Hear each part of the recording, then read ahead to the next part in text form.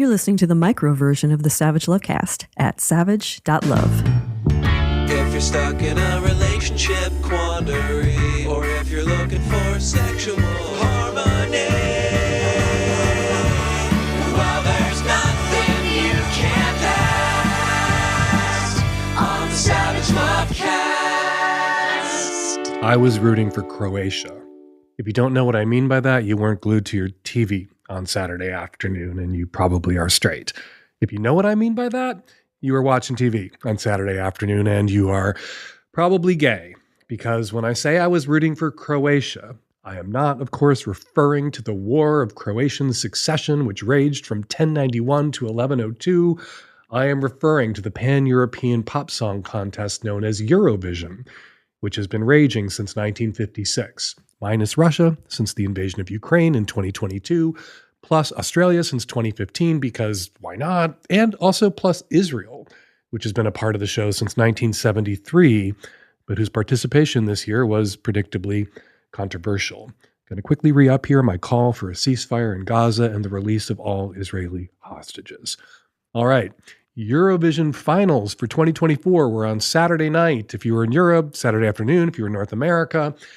And I am very sorry to report that I watched Eurovision this weekend instead of going to see Challengers, which makes me a bad sex podcaster. I still haven't seen Challengers, but a good fag because I watched Eurovision. And why was I rooting for Croatia while I watched Eurovision? It wasn't because I liked Croatia's song best, Rim Tim Taggy Dim, performed by singer-songwriter Baby Lasagna. I don't like dance music generally, but if I had to pick a favorite from the show, it would be Jocko, performed by Armenia's Lada Niva. And if I had to pick my favorite backup dancer, which is a pastime for gay Eurovision fans, aka all Eurovision fans, it would be that one hot blonde backup dancer in We Will Rave, which was Austria's entry. All right, I was rooting for Croatia because my husband, who has been obsessed with Eurovision for decades, he was Eurovision's first North American fan, he told me he wants to go to Eurovision next year and see it live and in person to mark a very special occasion. I'm going to recreate our conversation here now. Terry, I want to go see Eurovision in person next year. Dan, why? Terry, because I want to do something special for our 30th anniversary. Dan, okay, who do you want to go with? Long silence. Terry, with you, asshole. Oh, right, Eurovision, with me. So not really something for us for our 30th anniversary, more something for him for our 30th anniversary, which is fine because Terry deserves something nice for time served. So I promise I'm going to get to why exactly I was rooting for Croatia sooner or later, but I got to give you this detail first. The country whose song wins this year's contest hosts next year's contest. And everyone predicted that this year's Eurovision would come down to a battle between Croatia and Switzerland. And since I knew we were going to whichever country won, I was rooting for Croatia over Switzerland because Croatia is the cheapest country for tourists to visit in Europe, and Switzerland, according to both Business Insider and BudgetYourTrip.com, is the single most expensive country to visit in Europe by far. Croatia came in second. Switzerland came in first. Swiss singer-songwriter Nemo won with The Code, making Switzerland's Nemo the world's second most famous Nemo after a certain animated clownfish. So, looks like we're going to Switzerland for our 30th anniversary instead of visiting the battlefields where the War of Croatian Succession was decided. Spoiler alert, Croatian lost the War of Croatian Succession. It was 800 years ago. If that was a spoiler for you, that's your problem, not mine. Eurovision is always a big night for the OG queers, gay men. The show's always been very campy, hugely popular with gay men. The hosts were making jokes about Grindr during this year's show. But Eurovision 2024, a breakthrough year, a breakthrough night for the newfangled queers. Nemo, the winner, is non-binary, and sixth-place finisher Bambi Thug, who represented Ireland with a song that would have sent Tipper Gore to the emergency room in 1985, is also non-binary. And pissed. Bambi Thug is angry with the EBU, the European Broadcast Union that runs Eurovision, for letting Israel compete this year and for disqualifying the Dutch singer, literally the last minute. Bambi had this to say about Eurovision fuck the EBU and the queers are coming. To which I would respond, okay, sure, fuck the EBU, but the queers are coming to Eurovision? Honey, the queers are already there. The queers arrived years ago. Iceland's Paul Oscar was Eurovision's first openly gay contestant back in 1997, when Bambi Thug was 4 years old. The first trans artist to compete at Eurovision, Dana International. She was on the show in 1988 when Bambi Thug was 5, and it was Israel that sent Dana to Eurovision. A gay man, Conchita Wurst from Austria, won Eurovision in 2014. A bisexual man, the Netherlands' Duncan Lawrence, won in 2019. Serbia's Maraha, a lesbian, won Eurovision in 2007. Loreen of Sweden won twice in 2012 and 2023 and came out as bisexual between her wins. Look, I get it. Non-binary people are queer, including AFAB NBs with AMAB NB partners, queers like Bambi Thug. They may be in an opposite-sex relationship, but they are queer, and their relationship is queer. You can't see me right now, but I promise I am nodding my head and not rolling even one of my eyes. But if I sound a little annoyed, it's because I guess I am, which has nothing to do really with Bambi Thug. In the last few years, I've had to listen to gay men complain that queer as an identity was foisted on us by a bunch of non-binary blue-haired NBs. And I've had to listen to a bunch of non-binary blue-haired NBs on Twitter say that gay men aren't really queer.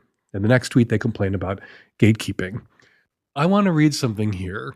I want to set the record straight by reading something here from a pamphlet called Queers Read This that was passed out at the 1990 New York City Pride Parade at the height of the AIDS crisis during an epidemic of anti-gay hate crimes that reclaimed the word queer, that turned the insult into an identity that unified us. There's a section in the pamphlet called Why Queer?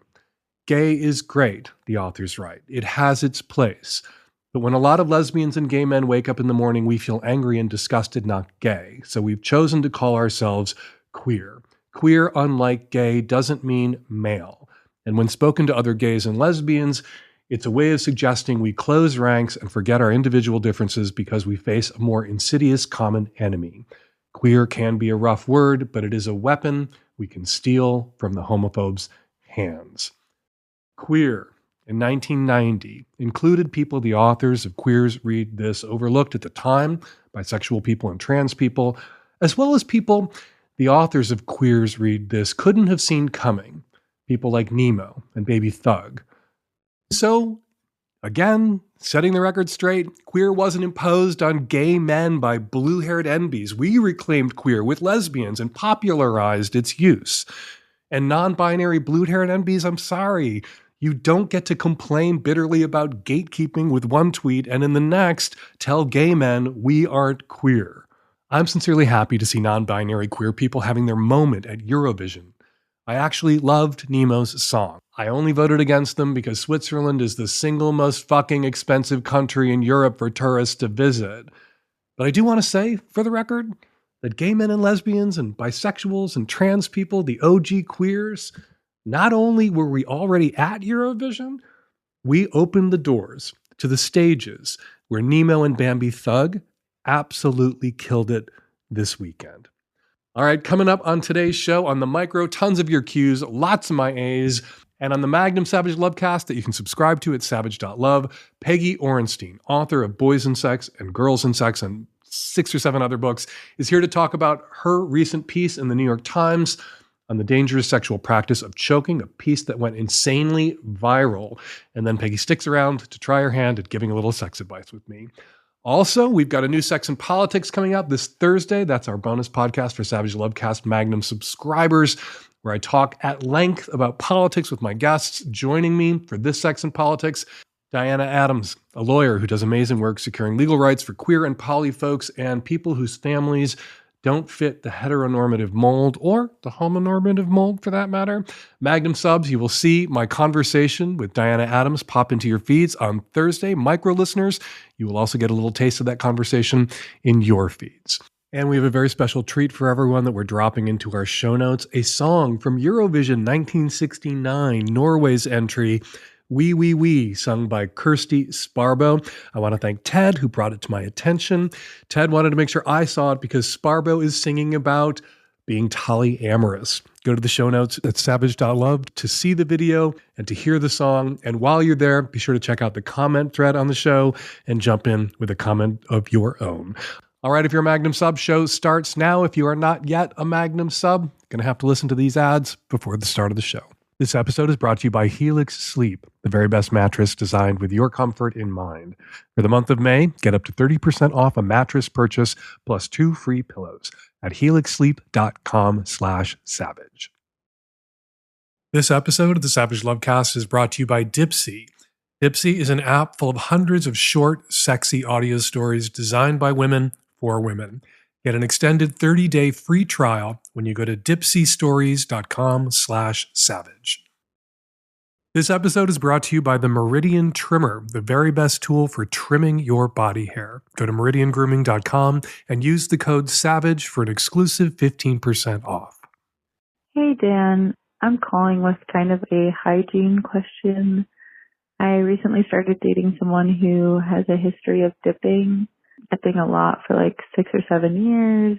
And he recently quit a couple months ago after I said that I didn't really like kissing him because of it. And while it's like amazing that he quit, I still am like really worried about his dental health and hygiene. And I try to do a little bit of research, but I'm a little concerned about just like kissing him and the transfer of like bad bacteria from my own dental health. I don't want to make him feel self-conscious about it, and yet I feel like a little critical in this way that I'm like trying to work through and ignore, but I really want him to also go to a dentist. And like he's told me that he knows like that dipping has like been eating away at his gums, and dental health is really important. I don't know, I don't like necessarily mean it cosmetically, but I just mean like I really want him to have like his dental health worked on and to be doing that work. And I don't know if I need to be the one motivating it or if he should be, but I don't want to make him feel bad about it. And yet it is something that like is sometimes like giving me a little bit of the ick, and I'm just trying to work through that because he is a great guy and he can't change the fact that he has dipped in the past. And I am so glad that he quit, and I don't know if I should wait a little bit to bring this up or if it's not for me to bring up at all. We've heard a lot over the years about the dangers of secondhand smoke. Haven't heard much about the dangers, really, of secondhand dipping. Dipping, of course, is chewing tobacco. People who chew tobacco risk gum disease, tongue cancer, terrible bacteria growing in their mouth. But I've never heard that somebody who ingests the saliva through kissing of someone who's dipping or had dipped, stopped dipping months ago is at any risk. And I did a little Googling, checked out what Dr. Google might have to say, and couldn't find anything. So I don't think you're at any risk here of him with his tongue transferring to your mouth some harmful bacteria that has been living in his mouth all these months since he stopped dipping. Think you'll be fine. I think it's just a little residual squicked outedness about the fact that he had been dipping when you first met and you were kissing him and you told him you wanted him to quit, and he did. He did for you, and that's a great thing. You probably improved his oral hygiene, oral health, and may have saved his life. Now, don't hesitate. If you're going to be the girlfriend, if you guys are moving toward some sort of commitment, don't hesitate to be the person who, in his life who says you should go to the fucking dentist. Go to the dentist. Terry, all the time when I complain about an ache or a pain or a health thing, he just says to me, go to the fucking doctor. And then a couple of days later, he'll say, did you make an appointment to go to the doctor yet? And I was like, no. And he'll say, well, make that appointment. And you know what the irony is in a long-term relationship is I do the exact same thing back to him. He'll complain about something and I'll say, you should talk to the doctor about that. And then a couple of days later, I'll say, did you talk to the doctor? Did you make an appointment? And he'll say, no. And I'll nag him. That's one of the things partners do for each other. It's one of the reasons married and partnered people live longer? Is that there's somebody there saying, you've been complaining about that, in your boyfriend's case, his gums, the recession of his gums because of the dipping for a while. You need to get checked out by the dentist. Go to the dentist. And what he's signaling to you when he goes to the dentist at this stage in your relationship, early in the relationship, is that he's willing to listen and that there are things that he will do for you, including take care of himself for you. And that signals to you that he's serious about you, serious about this relationship, wants it to work out. And also that you're a positive influence. You're having a positive impact on him and his life and his oral hygiene. So yeah, you got him to stop dipping. Don't be shy now. Not nagging. It's not nagging. Don't be shy. And just say, you know what? You should see the dentist. How long? When's the last time you saw the dentist? Go to the dentist. Just get everything checked out. And psychologically, I think that's going to make you feel a little bit better. When the dentist says, maybe you did a little damage, but things look good and things are improving and your oral health is fine. You hearing that from the dentist will probably alleviate your lingering discomfort about what you were ingesting when you were kissing him back when he was dipping. And you're not ingesting that shit now. And because you asked him to stop, and he did. So ask him to go to the dentist, and I bet he will. Hi, Dan. I'm a 35-year-old cishet woman in a 1.5-year-long monogamish relationship. During this time, we were living together in the city that I was working, but I was working remotely, and I moved about 10 hours away to a small town where my partner was offered affordable housing. That was about a year ago. During the last year, I started to feel a bit resentful about our sex life. My partner does not like to engage in any foreplay, and originally when I brought it up, they said they would, do anything to make me happy, but they continued to not want to engage in any foreplay. And when I started to bring it up, it caused a fight. They said that sex is a chore, which really made me sad, especially because they want to have sex pretty much every day. And when I say sex, I mean, penetrative intercourse with me. And they also said that going down on me reminds them of a time when they were experiencing a lot of sexual trauma. I guess my first question is it fair that I feel so resentful about this? I mean, when someone brings up sexual trauma, of course, we want to be compassionate and considerate and accommodating and not put our partners through anything more traumatic. But at the same time, I've just lost pretty much all enthusiasm to have sex the way that we've been doing it, even though I continue to do it every day.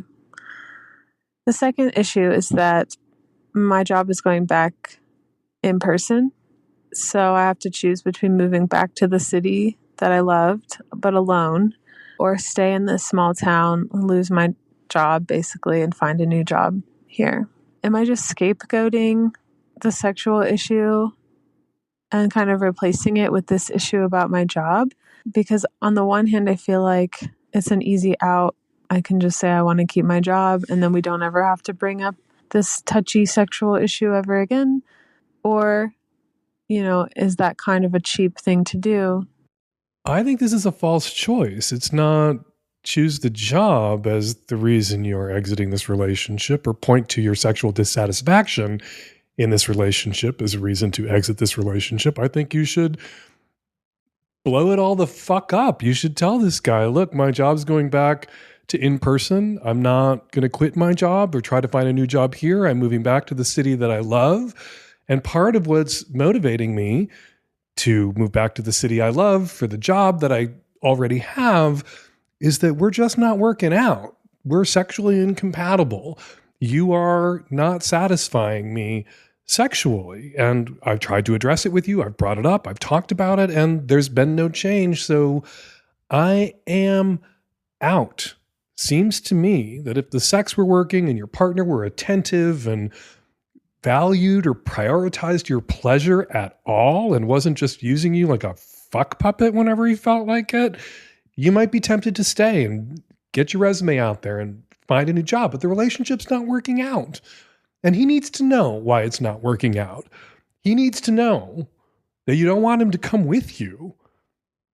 And he won't know that you don't want him to come with you if you don't tell him that the real reason you're breaking up with him and having to go back to work for a job you love in a city you love is just not a convenient excuse, but a reason to pull the plug and pull the plug now. He might try to follow you back to the city where you used to live. He might not quite get that it's not the job. It's really not the job. Even if you were staying put, even if you had a new job in the city where you live with this guy, you should be getting the fuck out of this relationship with this selfish, inconsiderate, try not hard at all asshole who's not an attentive lover. You deserve better. And a fresh start in an old city, not a new city, where you have a job already lined up, it just happens to be the job you already have. Yeah, go home, move home, be employed and happy and content in a place you love, and be single and get out there and find somebody new who cares about you, who believes that foreplay isn't a chore, that foreplay is a pleasure. And sometimes foreplay can be play, that it doesn't have to come before penetration. You deserve better than this guy. The change in your job going in person again, it's not an excuse. It's an opportunity. But you should tell him that you're seizing this opportunity, get the fuck out of this relationship, not because of your job, but because of your dissatisfaction. And then move. And do not let him come with you. If he tells you, oh, I'll be different, I'll come with you, I'll change, I'll try. No. You tried. You talked about it. He didn't listen. He made no changes. He's continued to use you as a fleshlight fuck puppet. No, he doesn't get to come with. Break the fuck up with him. DTMFA. Move home. Single. Hey, I just wanted to jump in here at the end of this response to say, maybe you notice I misgendered the caller's partner. They're non-binary. I used he, him pronouns in reference to the caller's non-binary partner. I've read online a million times that when you misgender someone who's non-binary, that you should just quickly apologize and move on. So I am apologizing. And now let's move on to the next call. This episode is brought to you by Dipsea. Dipsea is an app full of hundreds of short, sexy audio stories designed by women for women. Dipsea brings scenarios to life with immersive soundscapes and realistic characters. Discover stories at Dipsea about second chance romances, adventurous vacation flings, and hot and heavy hookups. Last week at the top of the Lovecast, I talked about the new movie Challengers that teases a three-way situation, but doesn't actually go there. It doesn't actually happen. At Dipsea, it actually happens. Dipsea has a whole category called Her and Him and Him. If that's what turns your crank, MFM threesomes, you will find what you are looking for at Dipsea. There's also a growing library of fantasy stories with vampires, Greek gods, and fairy smut to explore the bounds of your pleasure and your imagination. New content is released every week, so in between listening to your favorite stories again and again, you can also find something new to explore. And after listening to these stories, you can turn on one of their sleep soundscapes and drift off so happily. Let Dipsea be your go-to place to spice up your me time, explore your fantasies, relax and unwind, and even heat things up with a partner. For listeners of the show, Dipsea is offering an extended 30-day free trial when you go to dipseastories.com/savage. That's 30 days of full access for free when you go to DIPSEA stories.com/savage. Let them know the Lovecast sent you. dipseastories.com/savage. Hey, Dan. I'm a 36-year-old trans male from Denver, Colorado, longtime listener and reader. The reason for my call is I'm having a hard time finding a girlfriend. It seems like no matter what I do, I can't find a girlfriend to save my life. I feel like I'm a pretty good dude. Like, I have my shit together. I treat women well. I don't think I'm ugly by any means. I have not had lower surgery, so I'm wondering if that's maybe the reason why, like once they find that out or once they find out I'm a trans guy. Yeah, so I don't know what it is, but I think maybe I sometimes I lesbian it. I mean, I guess old habits, die hard. But that's about it. I mean, I kind of move a little fast, but I'm like, are we doing this or not? Because I'm 36 and I feel like maybe some time is running out. So I'm wondering if maybe you could give me some of your advice. Like, what do you think it is with women being so judgmental against trans guys? Or maybe it has nothing to do with women. Maybe it's just me and the women I think. I don't know. But also, I just wanted to give a shout out to my bisexual and straight women out there. Give trans men a chance, I don't speak there for everybody, but I think we're all around good dudes. We've lived life as both. We've walked through the world as both. So we're understanding, we listen, all the good stuff. And then when it comes to like sexual stuff in the sack, I think we're rock stars in the sack. We're not selfish. It's all about you. We last a long time, all that good stuff. So give your local trans man a chance. I'm running your call primarily because I wanted to put out there into the world everything you had to say there at the end to bi and straight women about why they might want to give their local trans guy a chance, including, trans guy can last all night because if it's a trans guy who hasn't had bottom surgery and he's strapping it on so that he can give you the penetrative sex that you want, yeah, that lasts as long as you want it.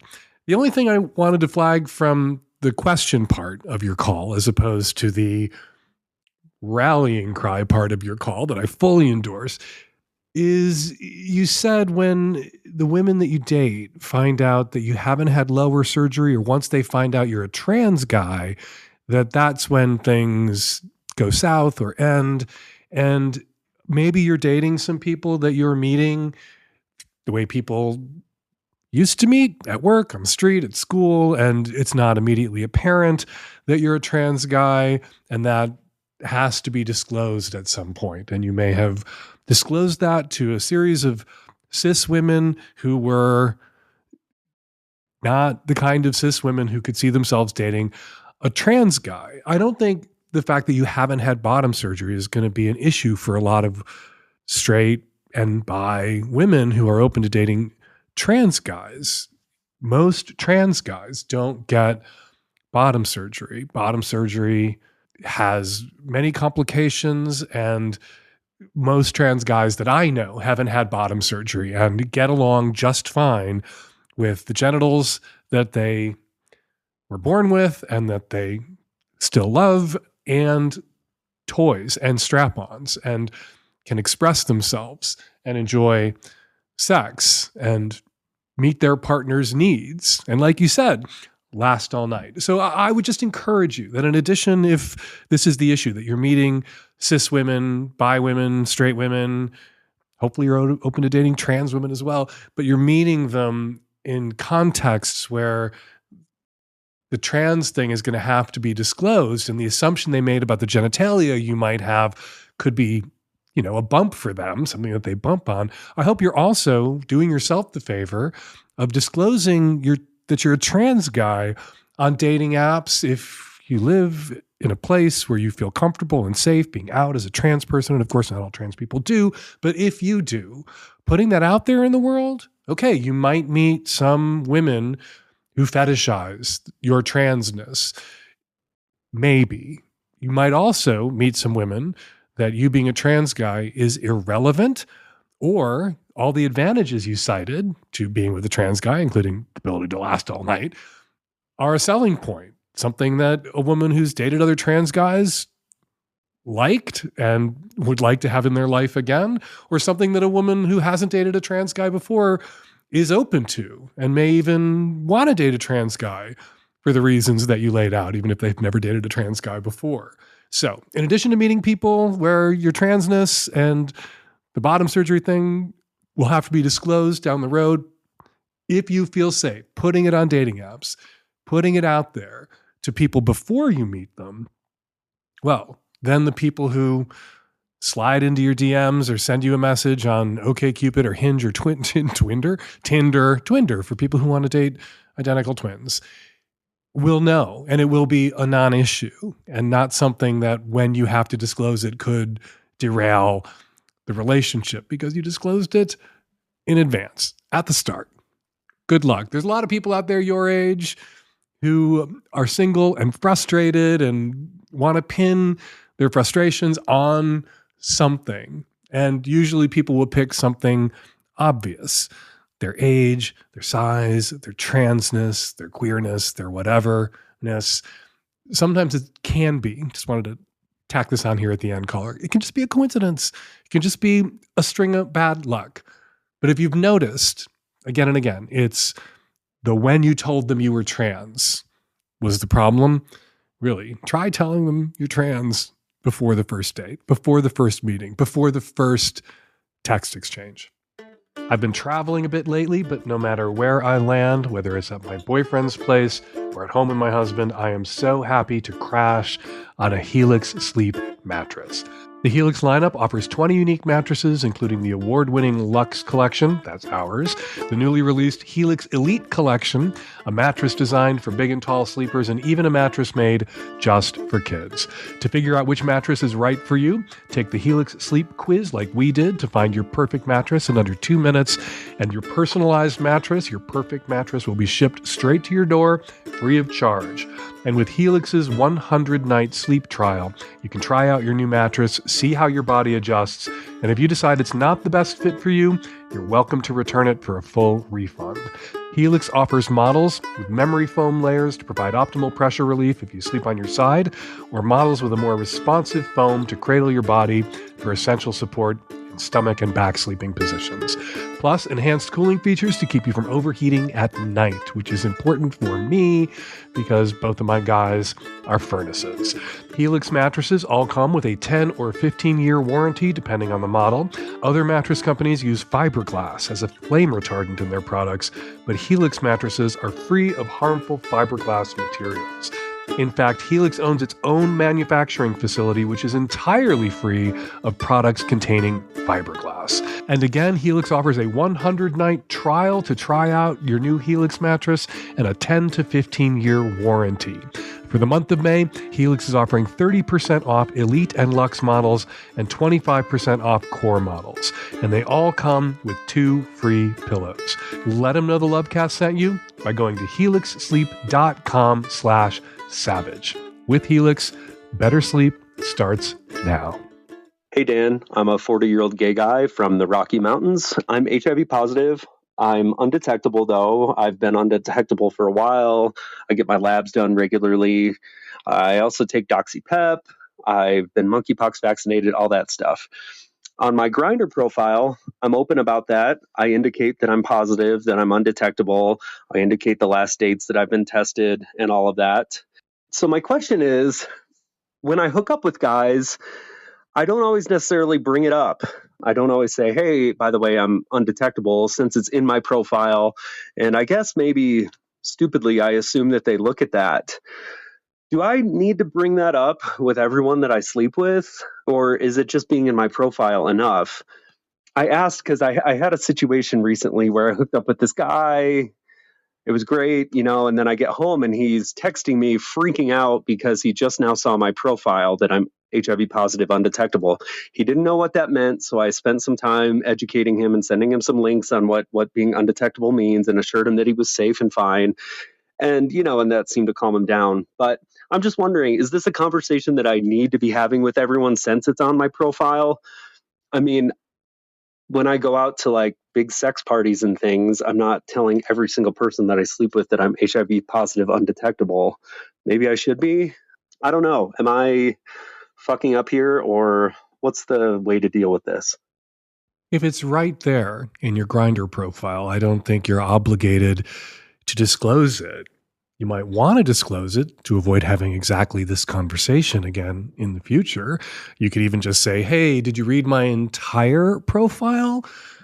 Then if somebody is ill-informed, doesn't understand that undetectable means uninfectious or untransmissible, doesn't get what a zero viral load means, they'll pass on you, but then you will pass on this. You won't have to endure this kind of freak out again from somebody who decides to, I guess, like this guy did, go and read your Grindr profile after having sex. That's when he's going to do his screw diligence. That's when he's going to read what isn't, I think, on Grindr, the fine print, but you put it out there. You disclosed.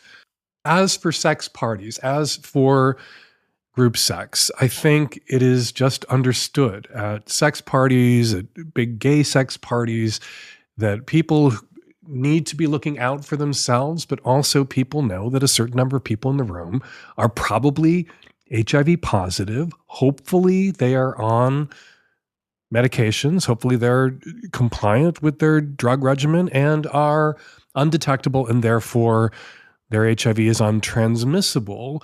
Also, hopefully everybody at that sex party is on PrEP, which makes them almost uninfectable.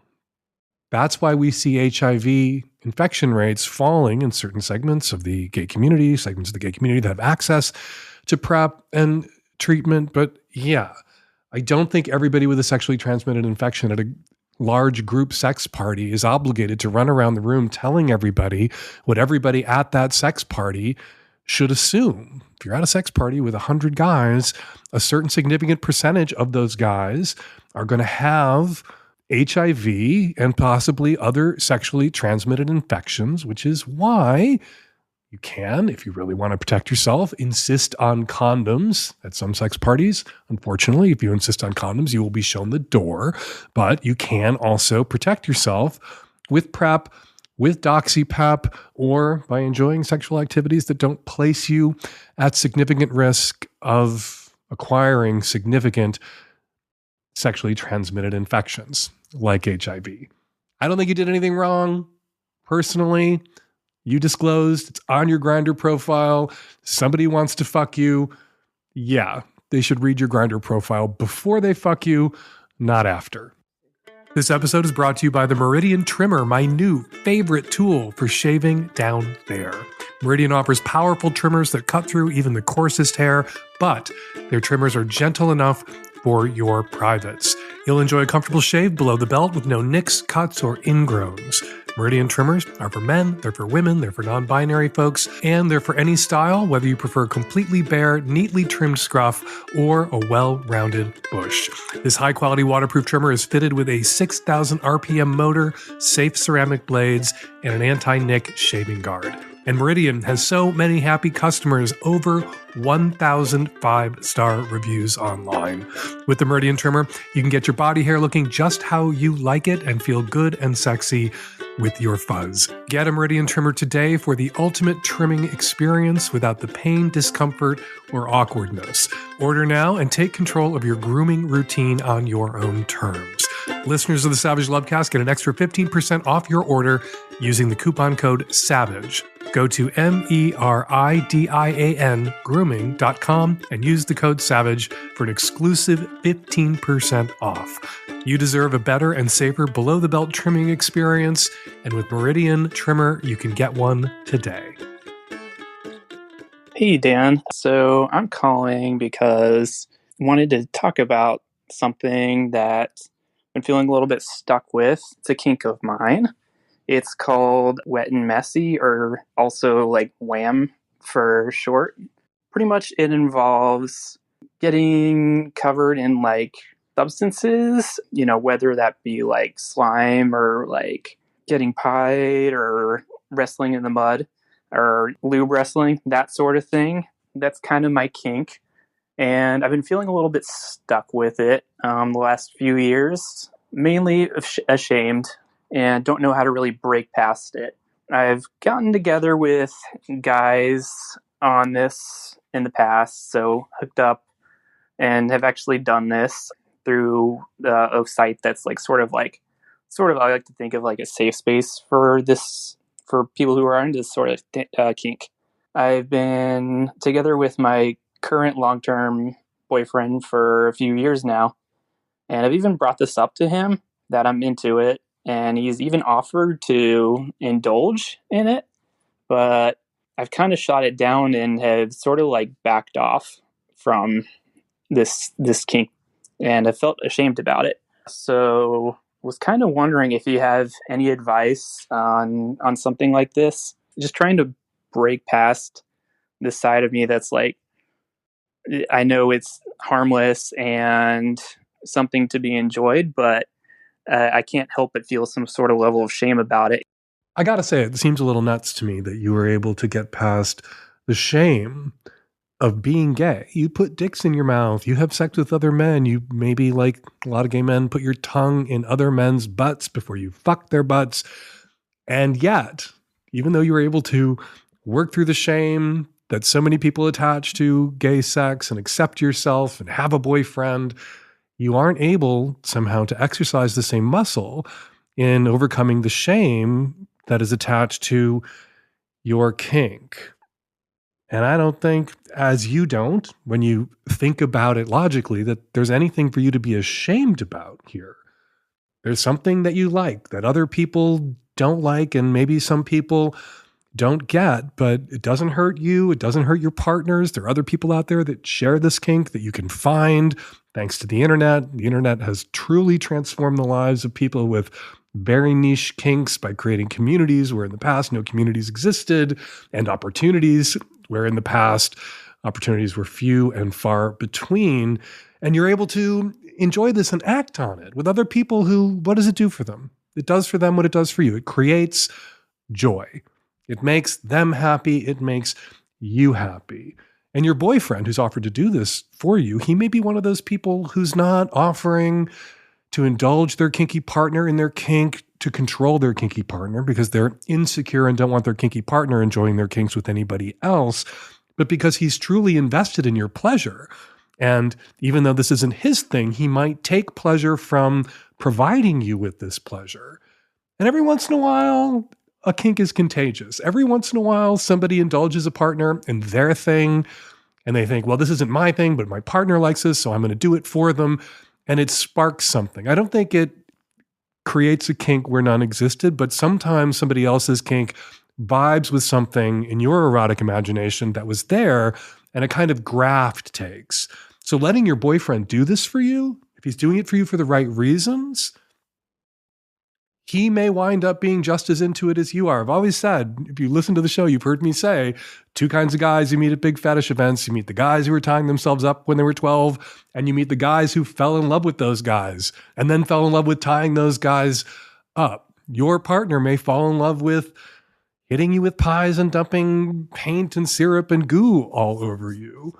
And it might help if you just think about all the other people out there in the world with crazy fucking kinks that are different from yours, but there may be something in their DNA that resembles yours. People I know, people I've talked to out there who are into wet and messy, wham, also sometimes called gunging or splashing, will talk about how it relieves them of the burden of the performance of self, that once they're completely covered in all of that slime, which maybe turns them on because they were exposed to Nickelodeon programming during their formative years, it erases them, which is similar to the person who likes to dress up in head-to-toe rubber and transform themselves into a drone, or the furry who likes to put on the fursuit with the full thing with the head and disappear into this anthropomorphized animal mascot character and erase themselves, or the cross-dresser, or the woman who enjoys dressing up in a superhero costume that includes a mask.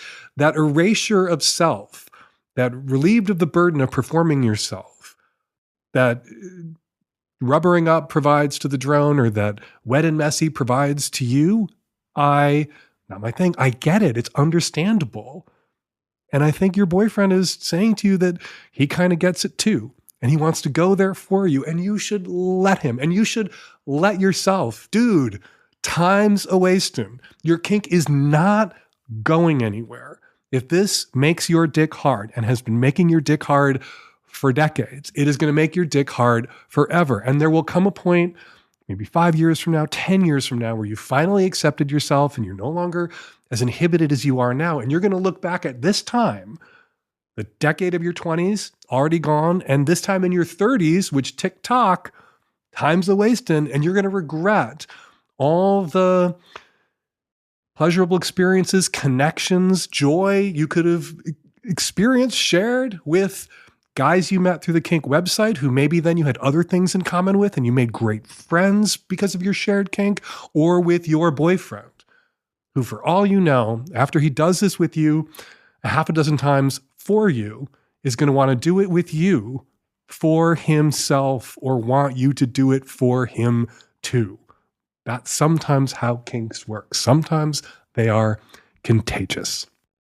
All right, time for everybody's favorite part of the show, listener feedback. First up, some of the comments left on last week's show in the very lively comment threads at savage.love. Says Mythic Fox, I'd advise the caller wanting to smooth things over with her ex to stop and consider her motivations. I've been exactly where she is and managed to breach the communication barrier to talk things out. Partway through that conversation, I suddenly realized that despite sincerely wanting to make things better for my ex, my primary motivation was to make myself feel better about what I'd done, and I felt shittier. Says Lance Hunter, opening with 7 minutes of Dan giving his opinion on a movie he hasn't even seen. Challengers is marketed as the Zendaya threesome movie, but the film is clearly trying to say things about human connection that are too rich and complicated to be simplified into any specific sex act. All right, in fairness to me, I wasn't commenting on the film, which I haven't seen. I was commenting on the marketing of the film, which I have seen that trailer a dozen times. And you know what? Those things don't seem to be in conflict or tension for me. You could make a film that comments on the human connection and how complicated human connection is, while also showing us the goddamn threesome you promised us in the trailer. Finally, says Phenomenon, methinks Mr. Savage is so eager to see someone Muppet-faced indulging, he's referring, of course, there to Mike-faced, the platonic ideal of the Muppet-faced man. Mr. Savage is so eager to see someone Muppet-faced indulging in MM activity on screen that he misses the clear pipeline from the desire to see that MM activity on screen to bachelorette parties and gay bars. I doubt he'll be disappointed in that scene when he finally sees challengers. His interpretation sounds much closer to the truth than that of the reviewer he quoted. I will do it, I promise, this week. As God is my witness, I am going to see challengers. All right, for more listener feedback, check out Struggle Session, where I respond to listener and reader comments, which goes up most Thursdays at savage.love. And now, listener response calls. Hi, Dan. I have a response call to a response call. This is for the guy who called in saying, oh, don't ask someone, hey, would you want to go out sometime? Give them a specific activity to respond to. I don't think that's a bad idea, except that the way he framed it makes it sound like he's not making it clear intentionally to the person that it's a date. And I think that's a terrible idea, because if someone that I only kind of know in passing, which is like, they want to go to a concert, all of a sudden, I would be very confused about what their intentions are, or if they got confused and thought that I really liked a specific band, or I know their friend who was having a party or something. Make it clear that it's a date. This is a response to the 60-something gay guy who had 20-something men chasing after him. My only reaction to that whole call was just seething envy, because I'm also a gay man in his early 60s, and I don't have any 20-somethings knocking on my door, so I really don't see what his whole problem was. Hi, Dan. This is in reference to episode 915, the 77-year-old man with the submissive fantasy. I'm a professional dominatrix in New York City, and I have 2 clients in their upper 70s, and we have so much fun. It's an honor and a privilege to me to be able to be the person that helps facilitate and make their fantasies come true. They're among my favorite sluts, and I look forward to seeing them whenever they come.